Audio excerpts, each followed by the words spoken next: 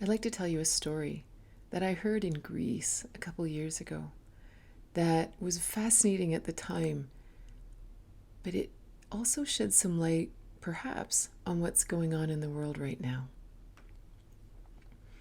So I was staying with a friend of mine in Greece, and her husband spoke no English. So one day we're sitting in the shop, and he looks at me and starts speaking to me in Greek. So just know that everything I'm saying was interpreted through my friend who hadn't actually heard what he was talking about before. So some of the words I use may not be exactly right. They're an interpretation or a translation. So he sits there and he says to me, Katrina, did you know that all great philosophy began in Greece? I start laughing because I'm just picturing big fat Greek wedding, you know. And he says, no, no, no, you must listen. He said, look at all the great philosophers, the great people that came to the islands many, many, many years ago. And I thought about that and I thought, yeah, you know, you look at Pythagoras, Aristotle, Plato, all these incredible minds teaching metaphysics that only today we're catching up to. So I'm thinking about that. And he says, here's what you have to understand. He said, there are three kinds of beings walking on the planet right now. And you just have to picture this. I'm sitting in a woodworker's shop listening to this man who hadn't really spoken to me yet. And he's telling me about these different beings. It was awesome. He says, the first kind, they have two elements. They run on two elements. And they have no soul. They're called anthropomorphs. And again, you may have this word, you may use this word in a different context, but this was the translation my friend used. He says the anthropomorphs are those who created this world we're living in right now. A world completely focused on consumerism, sort of soulless business, money, power, control. You know, they have no issue polluting the oceans, beating children, doing all these things that have become very normalized. This is the world of the anthropomorph.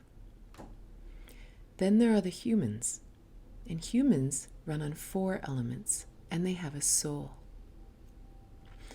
He said, then there are the Greeks. So, of course, I start laughing again. And he says, no, no, no, no. He said, not just because you were born in Greece today. Let's call them Hellenes, the ancient Greek, those ones like Plato, Aristotle, Socrates. And the Hellenes run on five elements. They include ether. Well, this was sending my mind just swirling. I'm thinking about, wow, how often a human would be paired with an anthropomorph in marriage. And the human would say, but I just want more connection. And the anthropomorph says, what are you talking about? What's wrong with what we've got? Or, I only hit you once. What's the big deal? Or all these things, you know, and all the strange dysfunction we see in family. But is it just a blending of these different beings? Anyway, this is what I'm pondering. And then my friend's husband continued and he said, but the time of the anthropomorph is almost over.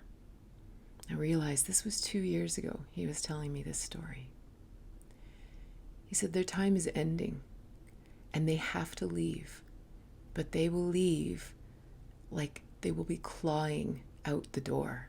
They won't leave easily, and they will have one big last try to take control.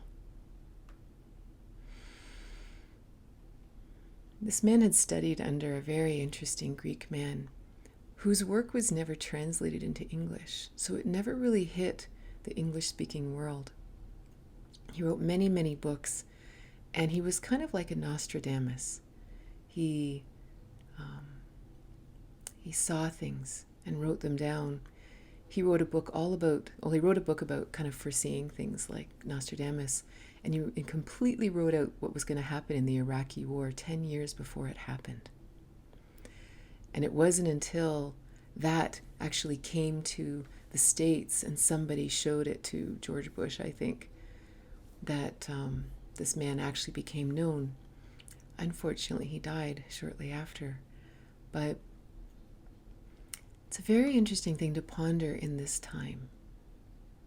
What would happen in a world that was ruled by soulless ones?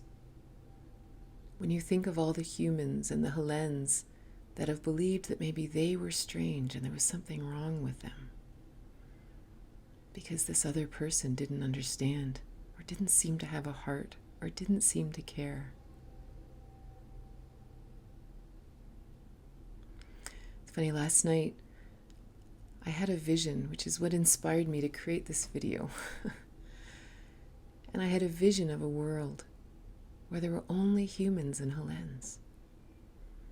And it was this vision of sitting by a lake in full communion with nature, in full communion with each other,